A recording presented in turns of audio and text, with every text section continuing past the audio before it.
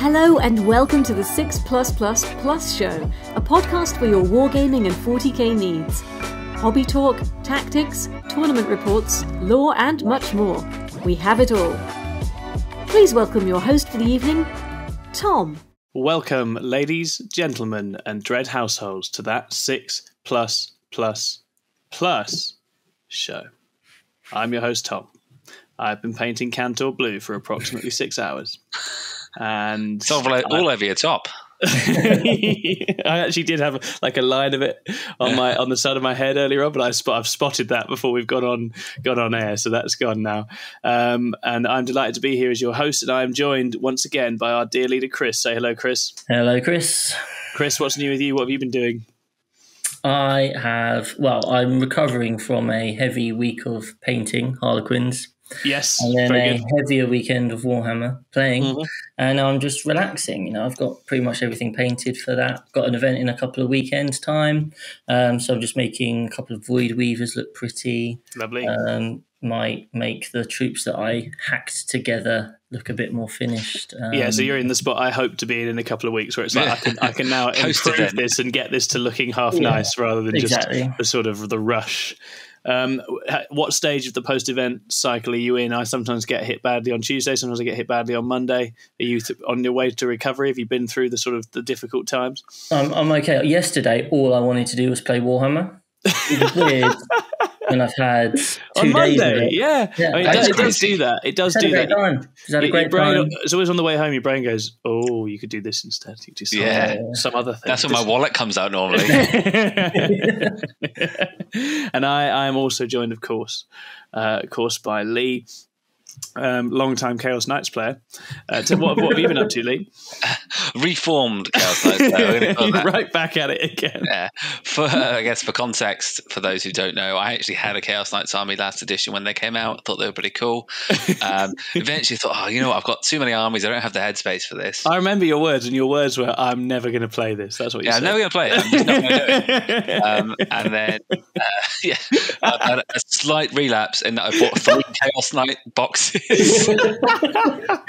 Which is more than a minor relapse, I would say. I stand by it. I am never going to play that. I'm not going to play these. But the only defense that I've got, the only one, is that I found the old Imperial converted models very dull, and that was part of the appeal. That's the lack of appeal. The war dogs are way cooler. The new kits are so much nicer. And there's, you know what, for the first time ever, the Chaos book has more variety in weapon options and loadouts than the Imperial book. I'm not saying it's a better book, but I'm saying you've got war dogs with many different options. You've got big knights with many different options that you just don't get. So that's great.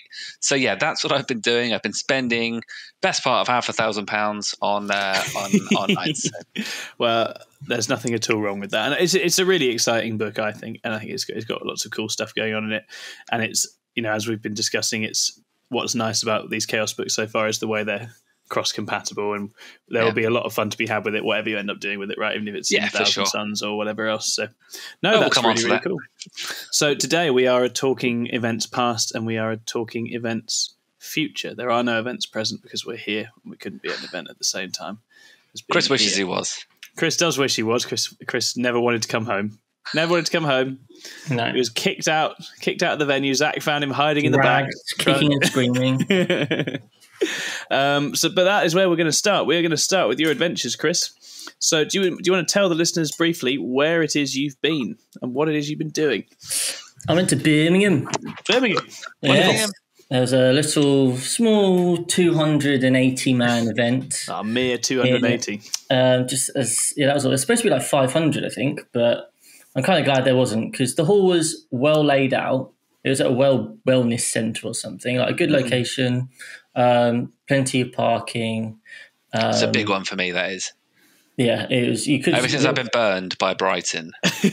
Oh, that was a rough day. It was just basically a massive field alongside the normal car park. But I love that, though. That's enough. That's fine, As long as it's dry. You don't really want that in December. But there was a hotel which we stayed at, which was like 2-minute drive away. There was a Nissa, a 2-minute walk away. Here's a question.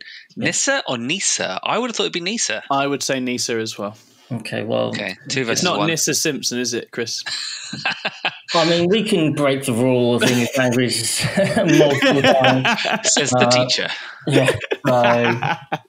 So Importantly, what did you get for lunch?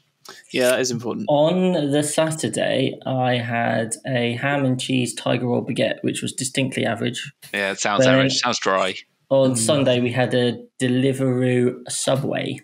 Oh, that's pretty good. Meatball You were saying marinara. Deliveroo, and I really had high hopes for a second then, and Subway did bring it back down. Yeah, I'm sorry. But we also got Deliveroo on the Saturday night, and that was like this chicken wings place, which was very good. That sounds more like it. And when you say we, Chris, who were you with? Were you with perhaps a band of male nerds, friends of yours, companions, compadres, Wow. Fellow players, at least. fellow players? Don't mean to alarm you, but I was with a lady. You're with a lady at an event. My lady friend. Do they have like when you go to, like through the airport, they have like detectors to see like if you're carrying weapons. Did they have like a female detector to be like, it was. I'm not sure about this? Everyone's staring. That was I can imagine there was a lot of It's a shame because I want to say on one hand it's great to have a lady there, and on the other hand I feel sorry for her already knowing how it probably felt. To be fair, everyone who spoke to her was very nice. There was even a guy who offered her a chair. There was also another guy who took away her chair because he was like, sorry, this is my chair. Chivalry, alive and well. Man. Yeah. Literally, it was the final game, and she'd already taken a chair, and then my opponent rocked up, and she was like, "Oh, sorry, this is your chair." So took one from the table behind, and then it was Jamie Balcom who plays custodian. Oh, yes.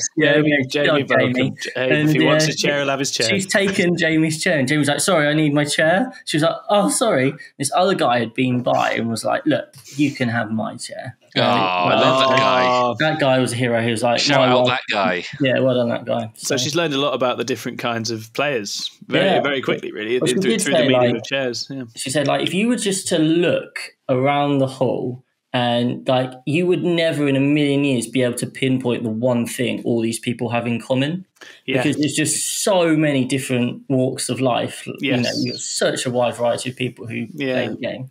That's probably a good thing. I think that's one of the cool things about it, isn't it? Really is.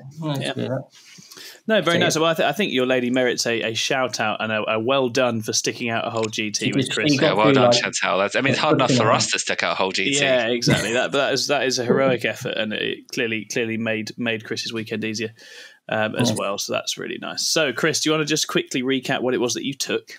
Yes, so about 2 years ago, that's where you want to start, right? I started. If you're reaching for legitimacy, yes, but I would suggest that the reality is maybe 2.5 months ago is a more realistic time frame. But yeah, you carry on. Yeah, the time frame is exactly a week before the book came out, right, Chris? 2 years ago, I started collecting Harlequins and then lost interest very quickly. Yes, very nice. That was the end. And then I decided to get my Chaos Knight story. Sold them all, bought them all back. I've been hunting for an army, managed to find one. So everyone who complimented my beautiful paint scheme at the weekend, thank you very much. It was not me who painted it, though. It was all airbrushed by some other chap. Or lady. I just kind of been building that. I'd had a few practice games. Yours was quite a distinct Harlequins build, actually, because I don't think I've seen a list quite like yours. So do you want to take people through how you're running Harlequins? Yeah, so when I started building them, I had no interest in the 9 Void Weavers. They were going to get nerfed. It's not a particularly fun way of playing. 9 Void Weavers, get in the sea. Get in the sea. So I Do we know anyone that was Void running Weavers. 9? Pardon? Do we know anyone that's running 9? No. I think they're all running NIDs now. Yeah. Fuck all of them. I saw an American event. Someone ran 9 and did okay. I think they lost 1 game. It does exist, but it's a bit of a fringe build now. Yeah. So no, I was running 4 characters. I had 2 Troop Masters, a Shadow Seer and a Solitaire. I then had 4 10-man units. So these were the big things. These were the mighty slayers of the enemy. You mean just for reference, 10-man troop units, right? Yeah. I don't think you could run a 10 of anything else in Harlequins, but no. And then I had 2 4s of Skyweavers, the bikes, and 1 2. Lovely. And they were tooled up for combat, weren't they? They were glaives and shuriken cannons. So well rounded. It was all dark. So yeah. The reason remind people what dark does. So it fight on death, which is sometimes handy. So sexy. And the most important thing is what I found might have been because of my opponents was the extra AP. Yeah, added point of AP is also really like nice. that's just so huge against Armor of Contempt. Yeah. In a world where that AP has been taken off you, you've got it back. Yeah. You know what's funny? I feel like on this very podcast, and I was thinking about this the other day, I think at one point I said, well, AP's irrelevant now because everything's got an invuln save.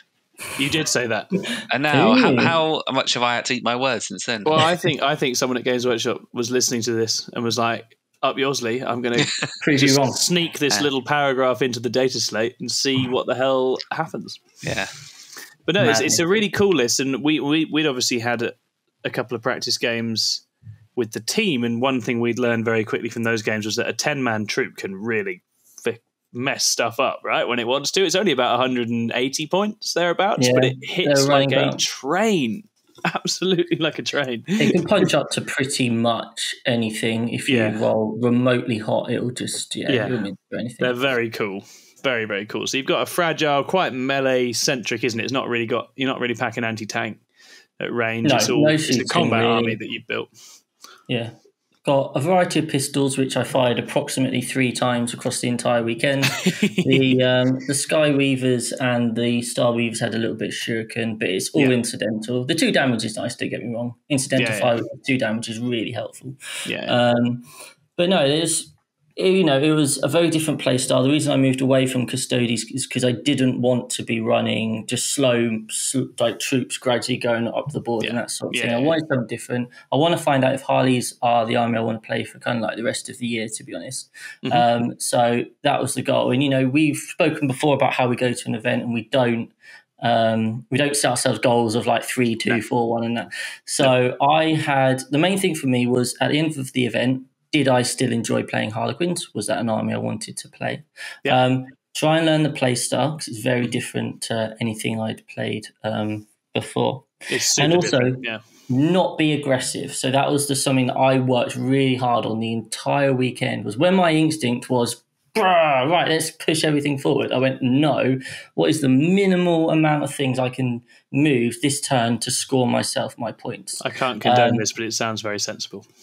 And it was really, I think it was game 2, actually. I was like halfway through game 2, I was like, this is really hard work having to think all this through, but actually this is really fun. Like just being like, how can I play this mission with the minimal amount of tools? And I had multiple games where I didn't move a single model from like 3 or maybe even 4 of my 10-man units.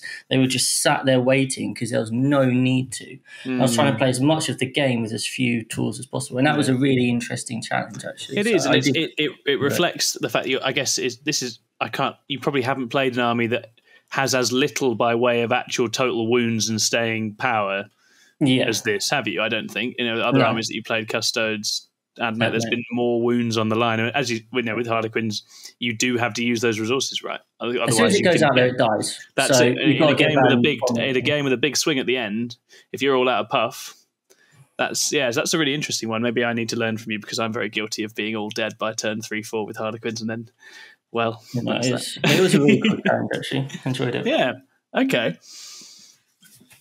Well, I think the sensible thing is it's up to you how much detail you want to go into each game. Obviously, it's a 5-game event. And some games will have stood out more than others, but if you want to just take us through your kind of event pattern, that'd be great.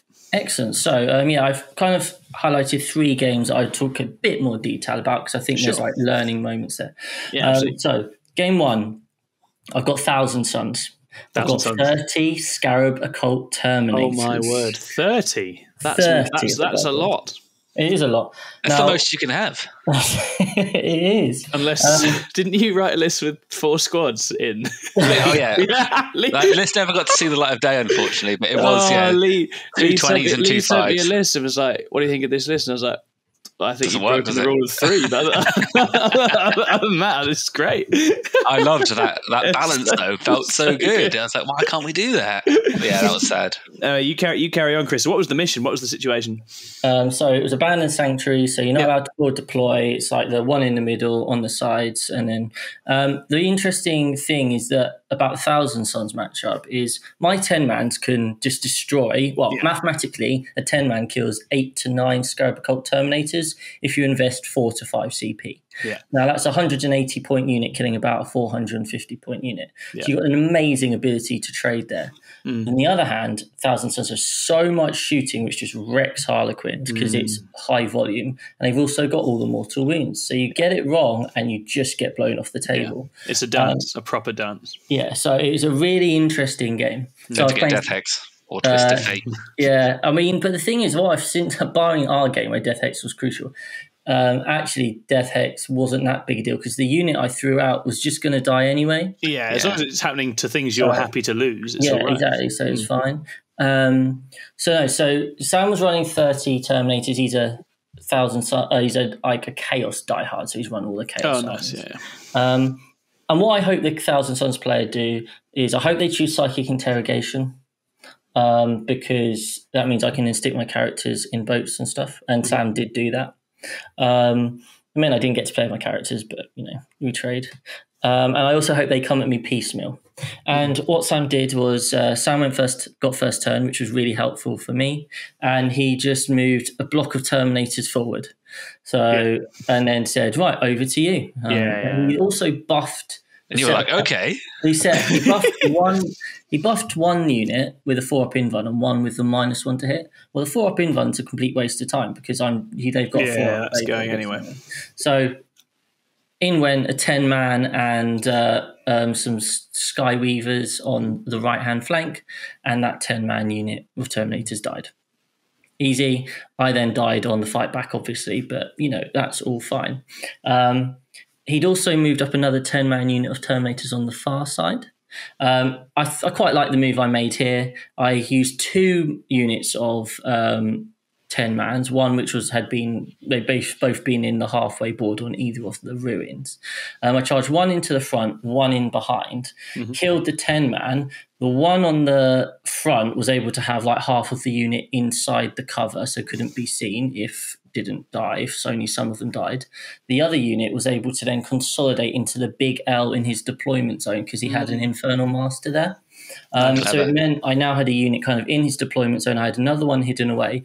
I still got my third 10-man just sat in the middle of the board, but in my deployment zone. Nice. And he can't really see anything. No.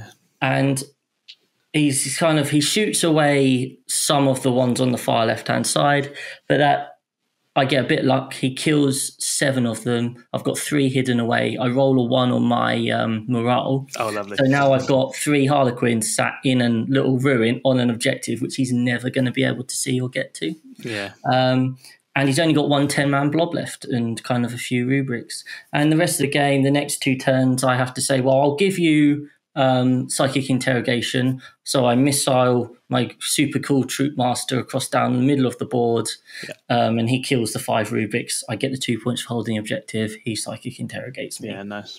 Blah, blah, blah. As long as you drop a couple of turns off them, it's fine, isn't it? Exactly. Next turn, Solitaire goes in, does the same thing. Then his final turn, he puts the Terminators on the middle objective and the far right objective, spreading them all out, spends like 2 or 3 minutes arranging it all. And I'm like, okay, well, I'm now just going to move my 10 troops, which have sat here doing nothing the whole game in my deployment zone. They're just going to go sit on that middle objective and say it's mine. I'll put Starweaver on my home objective. And I felt like I didn't really make any mistakes in that game particularly. No. Maybe 1 or 2 things where I could have gone another way, different play, but overall I was pretty happy. A 190-72, that swing at the end of the 12 points for hold more and holding that middle objective gets you like an extra 4. Just kind of swung it. I'd been tracking the score on my phone. We know how I feel about that. Like your opponent should also always be tracking the score. Always track it. Yeah. He was surprised at this result, and I was like, "Wow, yeah, you should have looked." Simple as that. Should have looked. Yeah. So no, it was. He was. I think he was a bit irritated at the end that he didn't realise how big the difference was in score, but I felt in control and I felt like I'd got off to a good start, really. And I think, as you say, there's an important lesson there, which you know exactly what you like, right? Welcome to Elves. We love it if they're going to play the game of here's 1 or 2 things and we're just going to try and do this little dance. That's great. That's great for Elves because you can pick your fights, commit on your turn, and that was what you can trade. Which again, you built lovely trading units in that list. And that's the kind of game where you can, if you play it well as you did, you can really control that tempo. That's really awesome. Cool. What did you draw for round 2? So round 2, I drew Death Guard. So more Terminators. I just played 30 Terminators, and I'm playing into 20 Terminators. Death Guard. Okay, nice. So I'm playing David, and I know David's going to be listening to this. So hello, David. Hello, David. He was Vanguard Tactics, and he was such a nice guy. And I'm not just saying this because Dave's listening. It was genuinely a really, really enjoyable game. You know, where you just get on well, and there's, you know, like, you're more than happy to let people have take backs, and it's just about like the intent and that sort of thing. Oh, good spirit. Yeah, nice. And I would say overall, this is probably actually my best tournament in terms of opponents. Just like every single opponent I had a great time with. So that was really nice. So Dave was running Death Guard, which was built around the 3 to the lasts, which were 2 5-man Death Shroud units. Might be in a 5 and a 4. I think it was 2 5s. And 10 Blight Lords. Nice. 5 of those Death Shrouds were in the Dread Claw. Exciting. And then he had some Plague Marines and some other bits. But obviously most of the points was in Terminators. Again, so this was a really interesting game, and this was a massive exercise in restraint, because unlike the Scarab Cult Terminators, I cannot deal with those 10 Blight Lord Terminators. The -1 damage is just too important. I just can't get through them anywhere near as quickly. So it's all about, I don't have that safety net that I can just go and deal with one. I got first turn, and I kind of tried to really be not super aggressive again. I just, you know, like hung around the edges. It was Data Scry Salvage, so 4 across. I kind of took over a horrible one. Yeah, it's a horrible mission. So he was hammering down mostly one side, I was down the other. But I had a bit more of the long range and maneuverability. And I didn't really do much my first turn, killed a few cultists.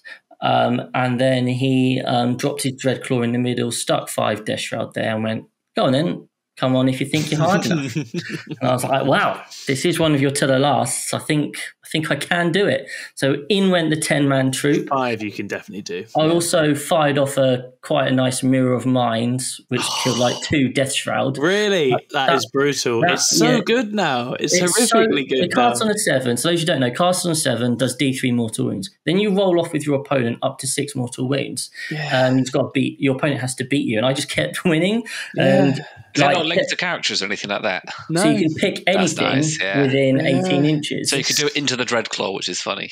I could have. That would have been a complete waste. But, it's funny that you could interrogate a Dreadclaw. The mental mind battle. But yeah, no, it was. They went in and they did kill it. My Troop Master went in, killed these 5 Plague Marines. So he'd chosen Raise the Banners, which is a bit of a risky secondary for that mission. So I kept managing to knock down his banners. Don't take banners against Harlequins. Don't take banners against elves. Never do it. They're just too quick. That's a naughty, David. That's a naughty. He did struggle with that for especially the first half of the game. And then I did the Troop Master get back into the transport. The old strat, consolidate, love that.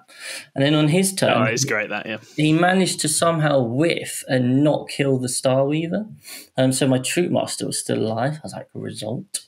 So I came on to my turn, and we actually got a rule wrong here. So Dave, if you're listening, we thought you can't disembark if you're in combat.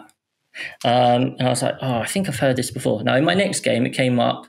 And the guy was like, no, you definitely can. And we got a judge. Yeah, no, you can. So you can. As long as there's space. You've got to have space to get out. But yeah. You can't embark onto a transport which is in combat, but you can disembark. But anyway, I didn't. I moved my 1-wound Star Weaver right to the back of his far corner, got myself Deadly Performance, and was like, when he kills my Star Weaver, the Troop Master can get out into cover or behind in this big L and cause havoc next turn. Nice. And then on this turn, I was like, right, he's got the second unit of Death Shroud. They're going to run straight down the middle towards me. I'm starting to run out of ways of dealing with that. I don't want to have to deal with that, so I'm going to come at him. So troop number 2 launch themselves into the Death Shroud and whiff in the most incredible way. I think it was something like, 1-5 out of like 18 dice. It was like that sort of whiff. And then obviously 5 Death Shroud have quite a lot of attacks. I don't know if you realise that. I think it was approximately 42. It's incredible. They'll just put it all on as well. It will all hit and wound. It's so good. Obviously, I just died. And at this point, I looked at the board on his turn 3 and I went, oh, shit. Because he had this play where he could move his 10 Blight Lords, charge in. I'd had like a Star Weaver hovering around blocking stuff, but he could come into my Star Weaver and then hit my other flank with his Blight Lords. And I had 2 troop units left. I don't kill the 10 Blight Lords. I have no CP. I can't do any mortal wounds. I just cannot deal with them. I was like, shit, please don't come towards me. Thankfully, he didn't. He kind of wanted to clear his lines again. And that was kind of the crucial moment. I was running out of stuff to an extent, but I did win 84-75. I think if those Blight Lords come towards me, I'm not entirely sure what I have to do. I have to scramble away from them. So it was a really interesting game, and I think Dave said like he took from that and to be a bit more aggressive with them later on. It's all about timing, isn't it? That's what I found. And you have to project against elves. You have to. It doesn't feel that elves try and make you play in your half, and you have to force them to do the opposite. And they really don't like it up them at all. So that sounds like that was close then, really close. Interesting. Yeah, no, it was a really interesting game. Highlight for him was probably the Dreadclaw. Flew over 10 Harlequins, rolled a 6 more, so die, that's D6 mortal wounds. Rolls another 6, so just 10 Harlequin troops just go. Oh, that's wow. Amazing. That's incredible. So gross, so gross. That's also, I didn't know they did that. That's very cool. But, I've also never seen Death Shroud in one before. I think that's hilarious as well. I haven't. That's really fun. It's the flamers, isn't it? Like, because they can use the flamers, right? Drops it in the middle, buffs them up to 18-inch range. You can flame away 10. Yeah. And the elves do not like the flamers. It doesn't matter that they're strength 3. No, it's just that many shots. It's good. Yeah. So, managed to get the win. I'm sitting 2-0. Things yes, excellent. you are. The dream is alive. You can see the trophy in your sights. Yeah, I'm fairly confident I'm now officially the best and greatest Harlequins player of all time. Unfortunately, I then get a certain Mr. Ben Jones, who... Ben Jones. So anyone doesn't know, he's one of the main guys at Vanguard Tactics. He's an Eldari extraordinaire. I've never played him. Iron Hands are good. Then he plays Iron Hands. But he always does really, really well at Venge. No, he's a super talented player. Yeah, very good. He's a class. He went 5-1 at LVO. He lost the most recent big GT. He lost to the winner, Innes Wilson. So yeah, very, very good player. Oh, really? Was he up against Innes? That's awesome. That would be the one previously. Yeah, he lost to the Nids. Yeah. He's been. As far as the elf factions go, he's always like top 3 of all the elf factions all the time, basically. He's a very, very talented player. So I was feeling really confident. He then went and told me what his Eldari list does, and I was just like, this sounds absolutely horrendous. It was like 10 Swooping Hawks, 20 Dire Avengers, like 15 Windrider bikes split up, some Striking Scorpions, Howling Banshees, obviously access to Eldritch Storm. Eldritch Storm really got in my head. It's the threat of it, isn't it? It's one of those things. It's just knowing that it could happen. Yeah, it really screwed with my deployment. I had to really space myself out, and he didn't even do it, the bastard. No, of course not. So I was like, I did ask him, I was like, why didn't you do it? And he said, well, it's 3 CP. You're kind of spread out. I didn't really need to. And you do lose all your other powers to do it, right? So it's one of those things where, because it's a psychic action and it's all your farces. Your farces want to be doing other stuff. He was worried that my counter threat, but no, you can just play in him. He's pre-measuring everything. He's really worried about my certain threats. I lose this game. I won't go into too much detail because it's a very simple trading. It's a really simple game. I can't get to him. Basically, the way I identify it with this army at the moment is the troops are the thing that do the damage. In this game, the troops can't get anywhere before they die. It's the bikes that have to get to his stuff. He knew that, I didn't. So I was a bit meh with my bikes. I didn't utilise them in the way I should have. He focused down the bikes as quickly as he could. I was left with troops that would go out in the middle and then just die immediately. So I certainly learned a lot. I also actually learned, he only fired his Wind Riders once the entire game, his blob of 9, because he didn't have to. So he was playing well within his what his army could put out. I think he was probably in the reverse situation to you game 1, right? Where he's like, I can keep this in a headlock. And I can just exactly. He just needed to stay that distance and shoot me. And the score was 90-68. So, it was reasonably close. I think I could definitely run it a lot closer next time. It wasn't actually as bad as I thought it was going to be. It was. I think I definitely would learn a lot from that game, and I wanted to play against Eldari. I wanted to see what they were capable of, so I have a much better idea now. Yeah, they've got massive power, but they are a bit of a house of cards. Yeah, no, it was a brutal list. He went and he lost. He lost to Leviathan. Next game, he just couldn't kill all of the hard to kill nids. So finished the day 2-1. Classic Chris. Classic Chris. That's a solid day's work, though, isn't it? If you've won 2 and then you've lost to one of the best players in the UK, that's a pretty good. That's a pretty good innings. Yeah. Had a nice evening. Got some takeaway. Had a nice moment where went outside the hotel, got the Deliveroo. Walked in, I just heard, 6++. I was like, hello? And it was just this guy having a cigarette. He was like, I literally last night watched your video on preparing for tournaments. I really enjoyed it. Great job. And he was 2-1 as well. He was taking sisters. Love it. What a hero. I know. So I don't know if you listen hello, to that guy. Hello, random guy, if you are listening to it. It was a pleasure. Get in touch. So yeah, I'm like, 2-1, cool. Let's get a nice round. Let's get that third win, and let's be all really exciting. Yeah. The other army I did kind of want to play against was Tyranids because I wanted to obviously experience Tyranids. So, as luck would have it, I got drawn against Tyranids. A guy called Dave, another Dave, and he was another absolute joy to play. Like, he was really smiley, really friendly, really chatty. We had a great time. And this was, now most of my games these days you can decide by turn 3, you kind of know. I think that's just the nature of competitive 40k. This game went down to literally the last action of the game. He had Kraken, and he was just, lined up. He had the Maliceptor, he had a Flyrant, he had 3 units of Raveners, he had a couple of Carnifexes, which were part of his to the last. He had 2 10-man gargoyle units just for grabbing objectives, and then 9 Tyranid warriors in 3/3s and stuff. So pretty standard list. Now, as we all know, the Maliceptor does quite a lot of mortal wounds, and my army really does not like mortal wounds. I got first turn, and he had left his Maliceptor out slightly to one side, unprotected. I was like, the Maliceptor has to die. Has to die. He'd chosen Psychic Interrogation, but I was like, well, I've only got one thing. I was like, I could charge 4 bikes in, but they don't do it. It's time for the Troop Master. So, again, now this was the game where I really enjoyed it. I actually played probably the first 3 turns the first 2 turns without moving a single 10-man model. It was just all about the Star Weavers and the 5-mans and the bikes and those sorts of things. So my Troop Master, so for those who don't know, my Troop Master gets out of a transport. So I phantasm to the front of the line, gets out 3 inches, moves 8, advances D3 plus 3, and then rolls a 2d6 plus 6-inch charge. He's a nimble boy. So he can go, he can get in anywhere. I've done some shooting with the Sky Weavers and Star Weavers, and they've reduced the Maliceptor a bit. My Troop Master fires in and does 14 wounds to this Maliceptor because on the roll to wound, I rolled not a single 5 or 6. And then I re-rolled it, because it's Chegrat's Rose, and rolled 2 6s and a 5. Boom. So he's ignoring invuns. So it's -3 AP. He's failed all his 6-ups. So that's 3, 6, 9 damage.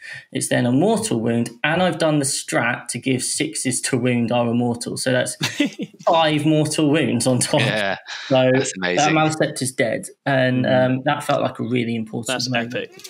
He then makes quite a big mistake on his turn 1. He's like, I'm just going to I'm going to use my my Flyrant just to kill your Troop Master. But he doesn't psych it and shoot it away. He just goes in for the combat, and I'm like, I'm going to fight when I die. This gives me another chance, and his Flyrant's fight is one of his to the lasts. Oh right. And sure enough, the Flyrant goes in. I'm like, cool. Well, I fight when I die, and he's like, oh no. Yeah, here's 5/4 CP. So I'm like, right. Yeah, so I'm like, right. No, and what I should have done was extra damage strat. I should have just I should have put the stratagem on for extra damage. So my Chegrat's Rose was 4. I only did that might cap at 3. Oh yeah, I'm not sure. I'm not sure. That's worth checking. But obviously amazing if you can. But it might cap. No, I think you are right. Actually, might cap at 3. Yeah. Anyway, I did 9 wounds out of 12. So close to killing it. So close. So obviously my Troop Master did die. But he put some gargoyles on the middle. And this was just such an interesting game in terms of the back and forth and fighting over the middle and allocating resources. I did a slight mistake on my turn 2. I forgot to charge my Star Weaver into his gargoyles. his second unit of gargoyles. This was really important because it would have stopped his gargoyles from advancing, which is what they had to do to get onto the middle objective. Okay. And because he then could advance them onto the middle, otherwise he would have had to put something more important on. But no, a really interesting game, lots of back and forth, lots of play. It's coming right down to the end. I have a last go at trying to kill his Carnifex. He hasn't got to use his Flyrant for the whole game because it's been so injured. I've kept all my characters away for Psychic Interrogation. And it comes down to, I've laid a bomb. He's not laid any bombs. I'm going to win by 2 points. He floods the middle, wipes out the middle. I'm like, I don't have anything to do. So he just pushes... he makes a unit obsec, pushes it in. He's got bottom of turn. I'd managed to keep him to 4 on primary one time, so that made up for the 12 he was going to get at the end. He'd spore mined one of his home objectives with like 4 or 5 spore mines. So I just couldn't really send anything over to it because he was just going to get mortal wounded when it went over. So that was a really good play from him. Anyway, so we then work out that I'm going to win by 2 points. And then he realises that he can send his bloody Death Leaper to advance and do an action, because he can do that, and bit his obsec, and he can defuse my bomb. And he defuses my bomb because I don't have a unit nearby. I'd moved this unit just up, why not, and rodded. All I had to do was keep one of those models 3 inches from my bomb. I didn't know the specifics of the... So if I'd had the model 3 inches away from that bomb, then done the rod, because I would have been in 6 inches still, he wouldn't have been able to defuse the bomb. I'd have won the game. That's a huge moment, isn't it? What a learning that is. I think that bomb one is a secondary that almost nobody fully understands. So I think that's a very easy one to have. Like, I've barely used it. Often the battle's so fraught that it doesn't come up. But exactly. And it was just going to be that last thing, and not getting any of his to the last. Obviously, he got 1 Psychic Interrogation. He said he didn't know what would have happened if I just flooded the board. Would he have been able to deal with it? I don't know. He would have. I suspect yes, in his case. He had lots of Raveners. I mean, they did. I'd be tempted to rush the Hail of Doom Eldar. I don't know about rushing the Nids. But I mean, the problem with the Hail of Doom Eldar is you've got the Wind Riders will pick up something, the Sweeping Hawks will pick up something, and the 2 Die Avenger units will pick up something. Then you've got nothing left. And then that's the problem. So no, it was pretty gutting. It was such a fun game. It was pretty gutting to lose it like that, though. What was the final score, Chris? The final score was 77-79. You played it well. I mean, Nunez is nothing. Extremely close against probably the most powerful book in the game, right? So that's so a really good innings. I do enjoy that mission. I don't really like that one. I don't really like that one. I love getting, like the bomb, a cheeky but bomb. I like the layout. I like the layout of the terrain for the UKTC Warhammer Tournaments map. I think the bombs. There's a couple of games where I've found the bombs really nice because it can really complicate things for an enemy army that's just trying to kill its way to a win. If you're like, there's 2 actions you now need to do, otherwise I'm getting 8 points that way. It doesn't matter if you're tailing me 5 because actually that primary string is cancelled out by these bombs. That is quite interesting in that sense. But it's that's the Gene Stealer cult player in you, Tom. Oh yeah, it's thematic. But I mean, that sounds like a really, really, really close game then. Phenomenal. And it was really enjoyable. And I'm not gonna lie, I hate losing, but actually I didn't mind. Wouldn't be a competitor if you like losing. Yeah, no, that's very true. But I didn't feel bad after that. It was only on the car journey back, right at the end, like Chantel was chatting away, and suddenly was like, "Oh my god, that's how I won the game!" Because I couldn't pinpoint a moment in the game, but it just suddenly clicked. I was like, "I only had to stay this thing." I know. I would have done more by doing nothing. In that rush at the end, it can be really hard to spot. Exactly, and we were also really low on time. It was literally kind of like talking through it almost to an extent. So I was 2-2, classic, hunting for my 3-2, and I got the joys of yet more Thousand Suns. You're expert at this point now. This guy had a different approach, right? This guy had rather do. So he did have 20 Terminators, but he also had quite a lot of Flamers. An awful lot of Flamers. I looked at this list, full disclosure, and I thought, there's no way. There's no way. It was a lot of Flamers. And so I played Matt again, lovely guy. He was 60. He loves tournaments, though, and he plays a lot of historical wargaming stuff. What an absolute legend. That's awesome. And he'd only played a couple of games on TTS with his Thousand Sons, so he'd never actually taken them to a tournament. He'd had a really good tournament so far, in as much as he'd won his first 2, then his final game he'd won against Imperial Guard. Overnight, the Imperial Guard player had realised that he'd chosen 2 secondaries from the same section, and he wasn't allowed to do that. So they took away the 15 points, and he got given the loss when he rocked up on the Sunday morning. He then played Thousand Sons Mirror, and the guy had to make 3 4-up invulnerables out of 3 saves to win, and he'd done it. Classic. So actually, he'd gone from could quite easily have been 4-0 to an extent, and was 2-2. Ouch. He chose 2 secondaries, which I was surprised at. So he chose Psychic Interrogation again, which we know isn't a good choice. He also chose Stranglehold. Now, it's the mission which is Dawn of War, where you've got 3 on your side, 3 on the other in that weird layout, Tide of Conviction. And I was like, Stranglehold, that's a ridiculous choice. Ambitious, what is he playing at? So this is weird. Anyway, he then forward deploys his Flame of Rubrics right on the far side. And I'm like, oh, well, that's where I've put 2 bloody 10-mans right in my L, so I'm going to have to Phantasm. As long as I go for a second. But I'm like, I really, really want to go first in this game. Really want to. Obviously, I went second.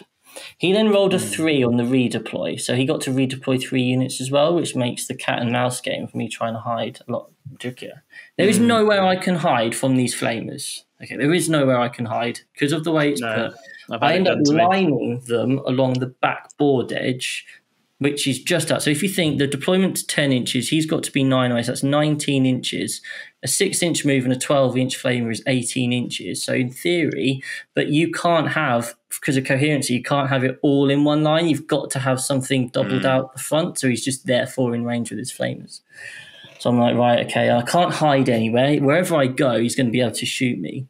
And I'm thinking, this could hurt quite a lot. So the main thing here, and I don't really need to talk about the game because it's all over after turn 1. The main thing here is that every Thousand Sons player I've played is quite naturally defensive, especially Lee. Lee likes to sit in his play, plays in his half, waits for you to come to him, pew, pew, pew. They are defensive reactive, to take it back to our play styles. Conversation from the other day. 100%. Matt is not that sort of guy. Matt picks up 1 unit of 10 Terminators and sticks it in the middle of the board. Picks up the other 10 unit of Terminators with the Cult of Duplicity power, sticks it down my right flank, and then just proceeds to fire all of the flamers and all of the Terminator shots at anything he can see. And at the end of that, everything he could see was dead. And that is definitely the right way to handle elves. Well, it's what you said, Tom, isn't it? If you come at you, big, you've got to uproot them, because the whole elf game is rather assuming that they're going to get to go to you and dance around, and the Harlequins game needs that, right? You're getting points for doing that, but that is a hell of an alpha, isn't it? It was quite 20 Terminators and all the Flamer rubrics in the world. I lost 2 10-mans, I lost a Star Weaver, I lost a Troop Master, I lost a Shadow Seer, and I lost another 5-man. It's just so much stuff. It's just like, I mean, in points terms, you're not out of it, are you? Like, you've still got stuff, but it's just the fact that the whole battle's then going to happen to deal with that. And I'm like, you're going to recover from that. Well, I know what's going to happen now. One of my 10-mans in the middle is going to go and fuck up your 10-man Terminator, one which isn't -1 to hit. So sure enough, that fires in. I kill the 10-man Terminators, and that was pretty much the only enjoyable moment in that game. I have to obviously keep throwing stuff out and onto the objective, trying to score some points. His choice of Stranglehold obviously turns out to be an absolute revelation, because he's got everything. He's got a very different plan in mind. At one point, his spawn need a 6-inch charge, and he rolls an 11. He's got 5 spawn, and what this means is he sticks 1 or 2 spawn on the actual target, which was like 1 Skyweaver, and everything else swings 11 inches across the board, piles in 3, consolidates 3, and he's suddenly on like my objectives on the other school of charges. It sounds like he's a good player. He does sound like he's a good player. And it was such a weird combination, because he didn't know half the mission rules, he didn't know half of his own rules, but he was actually a very good player and executed his plan perfectly. So I could, fair play. as I said to him, I think it's a different game, a very different game if I go first. Oh, absolutely. And he was like, and I still feel, having played this game enough times now, I still feel reasonably confident if I go first into that game. But going second, I genuinely still have not been able to work out how I can hide, because wherever I go, he can just see and he can get an angle with the Terminators. And I just don't know how. I mean, mate, I'm sure there is a way, but I haven't worked it out. No, there's shades of when I lost with Harlequins to Lee Churchwood's at EC, it's that same thing where just with the freedom to pick your fights turn one and deploy in the right places, you just end up so on the back foot and losing so much stuff that it's really hard. Yeah. So yeah, that was me finishing 2-3. Objectively, 2-3 with Harlequins is obviously not great. But if I go back to my goals, did I enjoy playing the army? I really enjoyed playing the army. They were a lot of fun. Good. It was just the right amount. It wasn't too many units. We've spoken before about how I hate having option overload. It wasn't too many units. I had the stuff that I wanted to do its thing. So I really enjoyed that. I got to play against Tyranids. I got to play against Eldari. So I learned a lot that way. I learned a lot about how much my output is. You played essentially all of the best armies in the game at the moment, right? Really, I think Thousand Sons are definitely in there at the moment. They are maybe good. not so much Death Guard. Death Guard maybe not so much. Although that sounded like quite a spicy Death Guard list. Yeah, and he went 3-2. It gives you that problem with the Terminators. Well. So yeah, it was. I really, really enjoyed the overall weekend, and just to put it in perspective, and this is where I'm gonna say this: the guy I lost by 2 points to played Tau in his 5th game, and on that mission, I reckon I got quite a good game into Tau. You love Tau. And the guy I lost to, David with his Nids, beat Tau with 80 points and came 29th. Oof. So I think there's a definite chance that if I had done that thing, I could have come 29th instead of 168th. And then this is a very different feeling afterwards. For sure. So that's my what if moment there. But, we'll let you have it. I'm a historian. I hate counterfactuals, but I'll let you have it. That's very good. Very good. Thank you.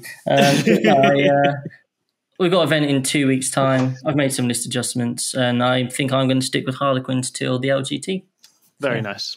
I mean, they're awesome. I think your list is really cool. As I say, I think obviously the data on Harlequins still puts them high up, but actually, I think in the UK scene and at top UK events, they've got their work cut out. There's lots of stuff out there that can hurt you. It's a really interesting dance you have to do. You can't just blow stuff away. It's got to be this really cagey, sensible timing game that you're playing. And I think you will learn tons. And there's just so much stuff that I didn't utilise. Like my Solitaire was crap the whole weekend. My Shadowseer had the -1 attack aura and obviously -1 to wound. Shadowseer was normally hidden away because of hiding from This is the thing with the Shadowseer. Or when you're launching things forward, that -1 attack aura doesn't come into play. No. And they're not coming at you. You're when to going kill at them. something. Yeah. So it's just kind of like lots of those little things. One Troop Master is amazing. The other Troop Master, auto-hitting, wounding on 2s. He just doesn't do that much, to be honest. He's all right. He's not world beating. He wasn't necessarily. We'll talk about our lists for Saffron Slam in a bit, but of course we could. But we could roll straight through to that because that's going to make sense, right? Because this is reiteration. What's evolution? Evolution. So to take us through to our next section, and well done, Chris. As I say, I think again, process oriented. You did all the things you set out to do. Sounds like you had great close games. Yeah. And it's only going to continue to improve from there. So I don't think worrying too much about 2-3 or otherwise is too important. Yeah, it sounds like the bedrock got laid, and I think it's really exciting to see what the next things are going to be, and we may see that very soon. But let's talk through it. So we've got some events coming up. I'm going to the Goonhammer Open. We'll talk about me last because we'll talk about Saffron Slam next. But yourself and Lee are both going to Saffron Slam, right? Yeah. So you yourself are obviously sticking on Harlequins. So talk us through how you mentally have sort of built on the experience you've just had and what your sort of changes for Saffron Slam are going to be. What are you taking? So I think fundamentally the first thing you need to decide on is how many 10-man troop units do you want? It's an interesting one because if you look at all the lists doing well at the moment, none of them have 10-mans. Yeah, it's really interesting, isn't it? It's really interesting. But I'm like, how do you deal with Terminators? I don't understand that. But I mean, maybe it's just I've just spent my entire weekend playing against Terminators. But I'm like, surely you need to be able to deal with 10 Scarab Occult Terminators. So I'm still obviously trying to learn. I'm trying to work out what works for me. So I've gone down to 2 10-mans, partly because of points, but also because terrain will probably mean I don't know what the terrain's going to be. It's probably going to be slightly less than the UKTC one. And so I don't want to have to be trying to hide 4 10-mans because I don't think I'd be able to do it. So I've gone down to 2 10-mans. Then I thought to my characters, that Troop Master has to stay. The Shadow Seer is just a useful utility piece. I know it means I can't take a paw against Grey Knights, which is a big shame. And the Shadow Seer didn't do a huge amount. It's just like a nice piece to have. But maybe I do end up going 2 Troop Masters. Not sure. I've kept the same bikes for 4-2. I would actually like more bikes. Burnley. Because actually they are quite handy. Their output isn't great, but there is half decent. But also a bike of 5 can actually rod reasonably quite well. Yeah, that's true. Fairly low risk. I quite often chose rod and was just getting my 8 really. Yeah.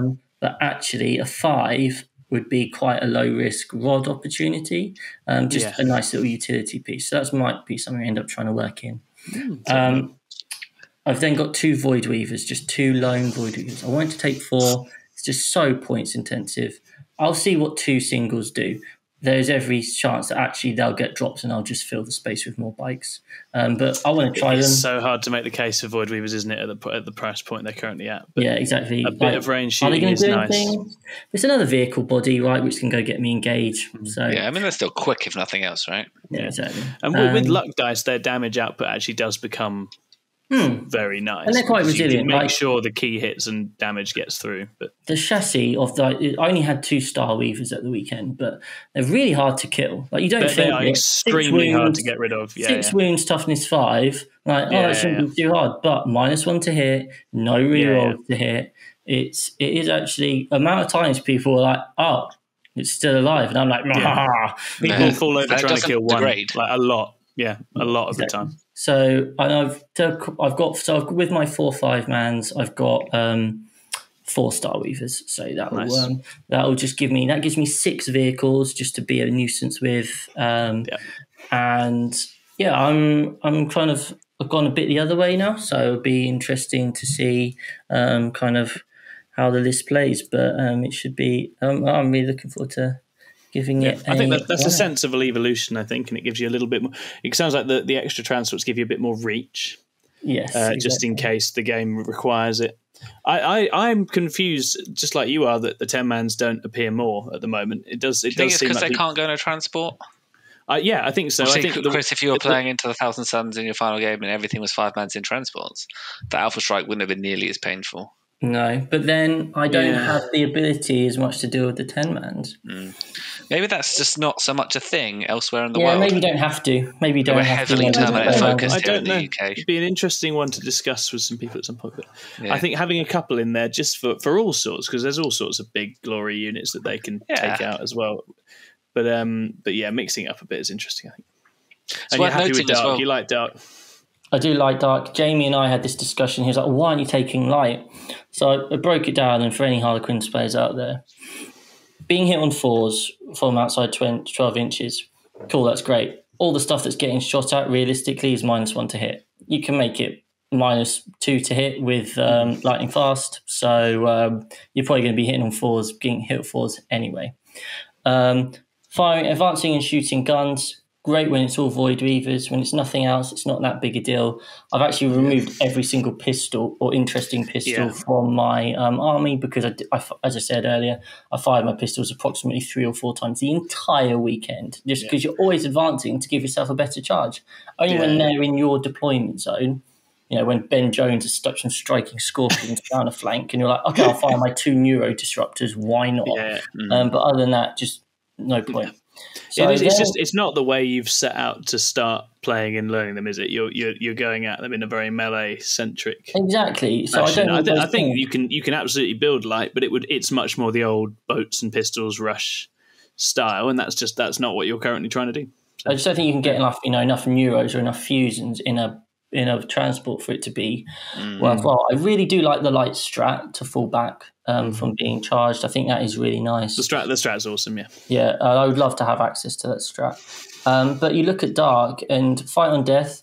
I said it didn't really come up in the tournament. Actually, it did when I played into the Death Shroud because he had to fight last guy. So I had to accept that I was just going to die. But hopefully still train up. The fight last guy, I was like, well, I'm still going to do all my mortal wounds, blah, blah, blah. So he's still really losing hundreds of points. Yeah. And just the fundamental thing, turning off Overwatch, don't get me wrong, that's very handy into 10 Scarab Cult Terminators. But the fundamental thing was the extra AP. Yeah. It's just it sounds like it's definitely worth it at the moment. I think it definitely is. I think whichever one you do, you go all in. And you're going all in on this, and I think that it makes much more sense. You're leaning it absolutely that into approach. What's good in that army, rather than tacking back the other way.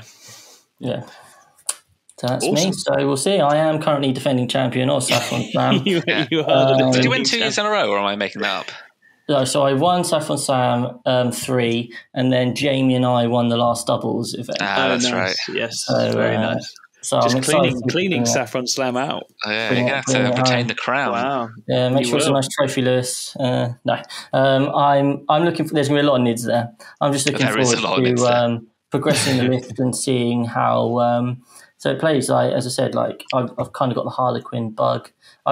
The meta's a bit screwed up. I know a lot of people are upset about competitive play at the moment, but I had really enjoyable games. Those games sound way closer than they would have been a little while ago to me. Yeah. I think it sounds like probably is aided by the fact that Harlequins are good. Yeah. Oh, yeah, absolutely. But if you're playing your Custodies, maybe there was a variety of stuff there. I mean, Custodies were kind of going 3 and 2 at the event. Yeah. I think it's reasonably okay in like the middle ground. It's competitive 40k is always going to be brutal. I think that 3-2, 2-3 area is very cutthroat at the moment, which is absolutely fine. Yeah, that's great. Yeah, that's what it's all for. No, excellent. Okay. Well, there's a potential challenger to your throne.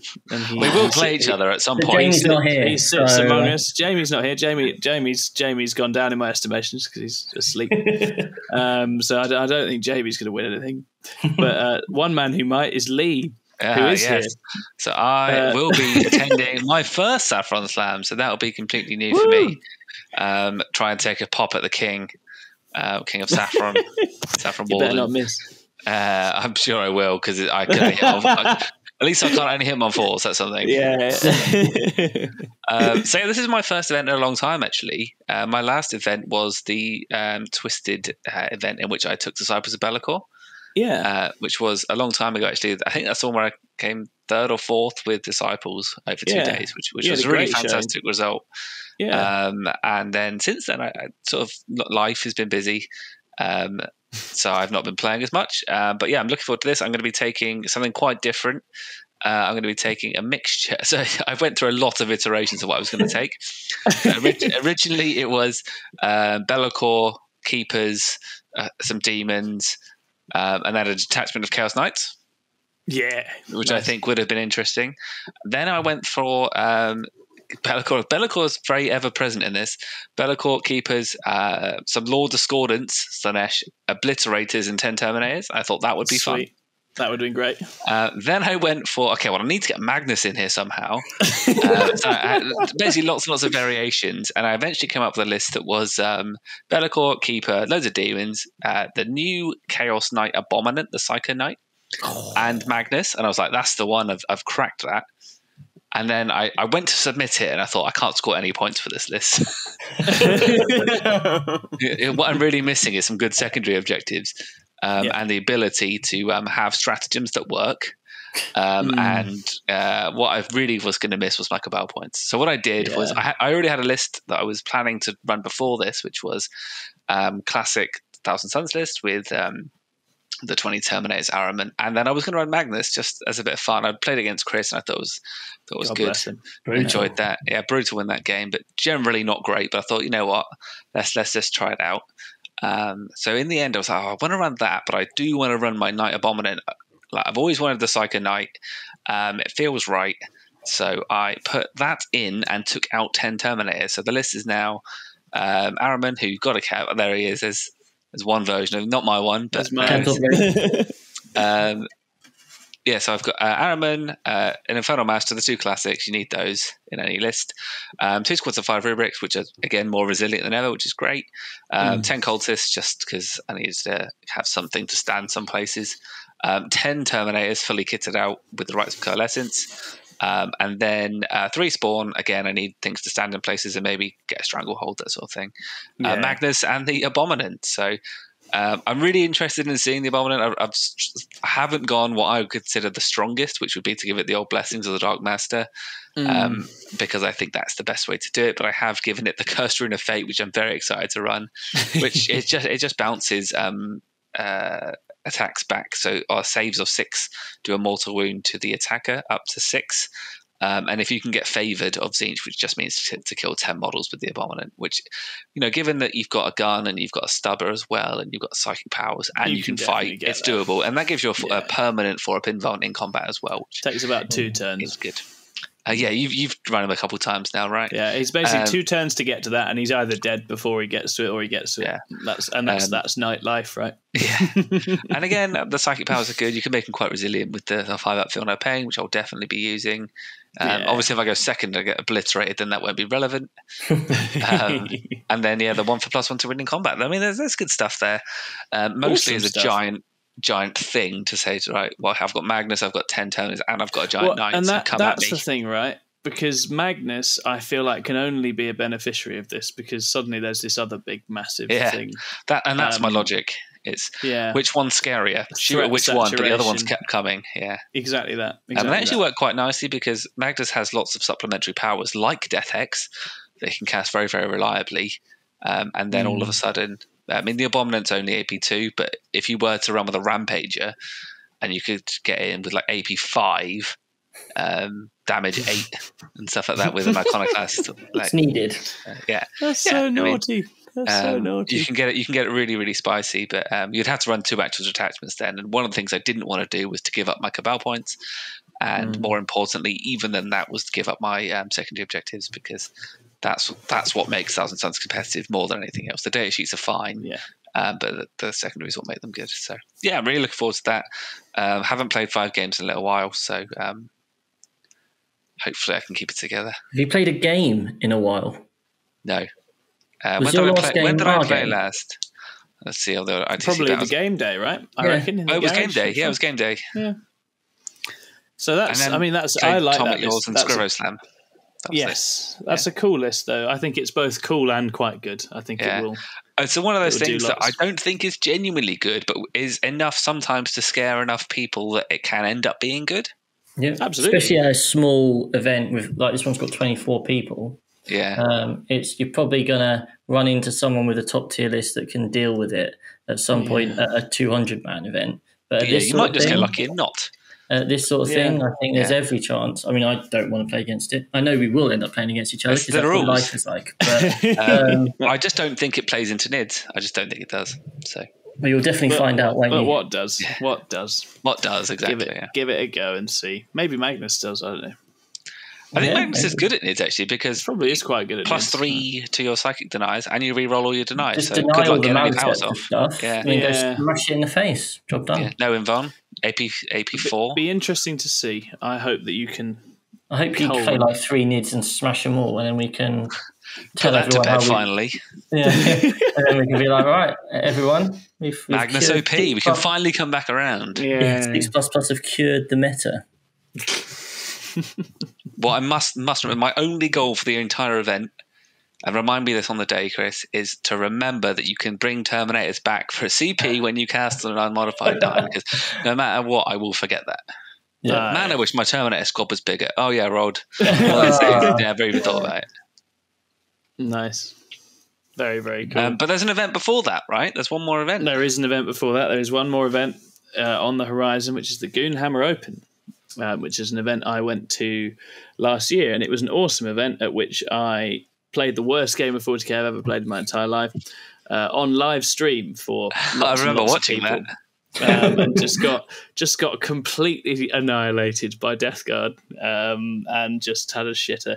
But I had a fantastic event and played some really interesting games. I'm so really excited to be going back there again. And I don't really know where I'm at with what armies I want to be sort of competing with. I know which ones I'm having fun with, sort of hobbying and playing with locally, but I don't really know like what I'm doing at events at the moment. There's not a sense of. You're a bit like me. You're sort of don't really have about. a goal. I've sort of nestled in sort of reasonable high places for Harlequins and Drakari, and it's kind of like I don't know that I care about trying to push up higher than that with those.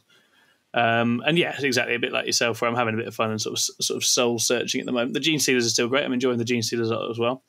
But what I decided at the time, without a plan, was to put it up to our lovable internet scamps to decide what I would take. Always goes well when we leave it up. It always goes really well, and I think the choices were Drakari, Harlequins, Ulthway, my Ulthway, Gene Stealer Cult, and Night Lords.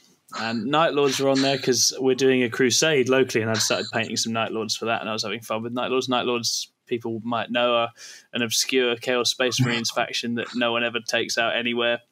Currently have a win rate of I think 29%, something in that territory. You do your best to bring it down further. Yeah, and I'm loving painting them, and I'm really excited to run them. And I'm looking. I think when the Chaos Space Marine books out, that's had my way into it. I'll dabble around with them.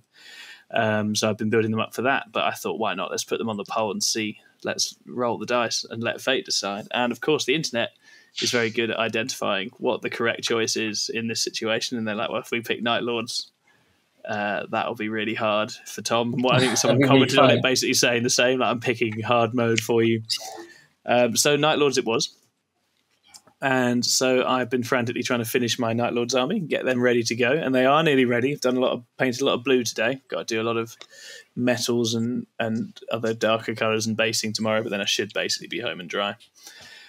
And my list is a sort of smattering of all the things that I think are quite good in Night Lords and in Chaos Space Marines more generally. And then I likely want to run a Night Abominant because I bought the Knights box as well because it's really cool. You've got to have an Abominant. You've got to have a Night Abominant. Does he make the list better? I don't know that he does. I don't think mine does. No, I don't think mine does. But it's nice that he's there. And the Night Lords have visions. That's part of their lore. So this guy has visions as well. So he can be their friend. So I've got him. He's got the Blessings of Dark Master because I'm less original than Lee. And I'm like, I fancy having no rerolls against him all the time. I mean, it's objectively better. It's really good. Yeah, it's really good. If I was playing All Knights, one of them has to have that. Yeah. What fell bond did you take on yours?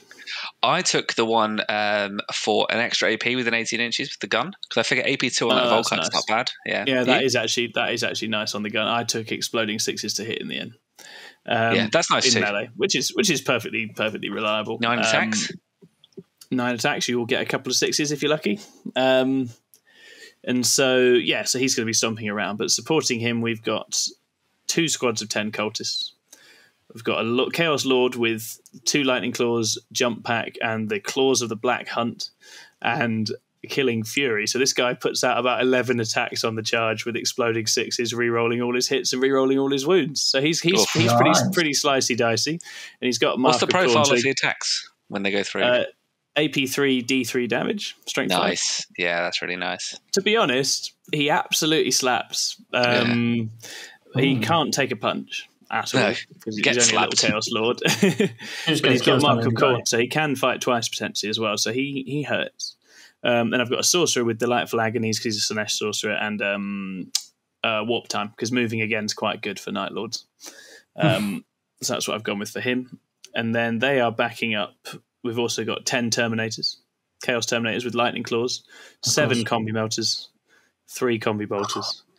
Bit of a glory unit to just go and try and really hurt something very, very angrily and very severely. I've got 9 Warp Talons and a 6 of Warp Talons to either drop down or get sort of yeeted with Warp Time over different places. And then I've got my 3 Obliterators, Slanesh Obliterators for the old double shoot because they do horrible things. You just have to. I can't write the Chaos list without 3 Obliterators. It's so nice to have it in there, and they do really, really hurt whatever they shoot at. And then I've got 2 Helldrakes. Night Lords held which rates I are also fun. love. Yeah. They quite like the Night Lord strats. They're quite good delivery mechanisms for Night Lord strats. Night Lords, for those that aren't initiated, have amazing stratagems. Right, the book is old and the units are a bit old and inefficient and rubbish, but Night Lords have phenomenal stratagems. So if anything wins me the game, it will be them. And my two Flamer Heldrates will basically just go and harass stuff and let me get my other stuff in position. So it's an interesting list. It's quite front foot. It has to play quite aggressively, and it runs out of puff quite quickly. But I'll be interested to see how it gets on into this current meta that we've got. If you can come away with a win or two, I think that'd be. I'd love to get a win. Great. I'd love to get a win. I reckon I can get a win. I bet myself to get a win or two. But we'll find out. It just depends on the path that you end up on. 3-2. That's stratospheric. I love that. That'd be insane, wouldn't it? That'd be insane. But we will find out. I kind of want to play Tau all the time because then I can sort of tie them up with no shut down all the auras, no falling back. It does feel like that's an army where their lack of any other phases would hurt them. But no, it's going to be really fun. I think it will be a bit of an adventure, and I will be documenting it every step of the way this weekend. Go on stream again, ideally. We'd love to see it. Ideally, I mean, Mikey, hopefully, if he knows what's good for him, will put me on stream into like Tyranids or something, and we can just watch what happens when a 200-point unit with 1 wound per model walks into a heavy barrage of mortal wounds. Just go somewhere near a Maliceptor, not even in front of it, but just somewhere around. Oh, just so sad. But yeah, I think it's going to be really fun. I have given myself too much to do. I must stop setting myself up with huge amounts of painting to do just before an event. You do like to paint an entire army in 1 week. This has been happening a lot. This has been happening a lot in the last few weeks. This wasn't all in 1 week. Luckily, I had slightly more time this time, but not. I was eyeing up the nights, like how quickly could I get this? Not for Saffron Slam, but like events in like a couple of weeks. I reckon you can blitz them. I reckon you can. Well, we have got a team event in July. So. Yeah, but you told me you didn't want nights there. Yeah, you're right. You're taking Thousand Suns, so that's the end of that. Unless Chaos Knights turn out to be amazing, but our fearless leader, everybody. We don't know if they're amazing, but as I say, if John Lennon writes an article in Goonhammer about them, then it usually means they're pretty good. He wouldn't dare attach his name to them if they weren't. Right, that's us. That's it. We've played some hams. We're going to play more hams, and we've talked about hams, so we're all happy.